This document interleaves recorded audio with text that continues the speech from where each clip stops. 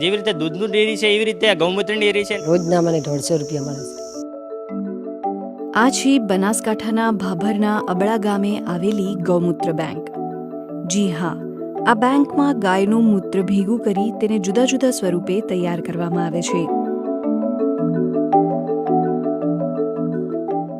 આ ગૌમૂત્ર અહીંયા લાવ્યા પછી અમે એને આખું પ્લાન્ટમાં પ્રોસેસ કરીએ છીએ. એ પ્રોસેસ દરમિયાન આખું એને અલગ અલગ ભાગોમાં સેપરેટ કરવામાં આવે છે. જેવી રીતે દૂધમાંથી મલાઈ અલગ કઢાય, દહીં અલગ કઢાય, પનીર અલગ કઢાય, ચીઝ અલગ બને, એવી જ રીતે આખું સેમ પ્રોસેસ છે. જેવી રીતે દૂધનું ડેરી છે એવી રીતે આ ગૌમૂત્રની ડેરી છે અને એ પ્રોસેસથી અમે ગૌમૂત્રના અલગ અલગ સેપરેટ કરીએ છીએ. ગૌમૂત્રમાંથી પોટાશ અલગ કાઢીએ છીએ, એમાંથી ઘણા બધા માઇક્રોન્યુટ્રન્ટ છે એ અલગ કાઢીએ છીએ, એમાંથી અર્કનો ભાગ અલગ કાઢીએ છીએ, એમાંથી અમોનિયાનો ભાગ અલગ કાઢીએ છીએ. આ બધા અલગ અલગ ભાગો કરી અને ખેતીને લગતા જે ભાગો છે એને એક મિશ્રણ કરી અને ખેડૂતોને આપીએ છીએ.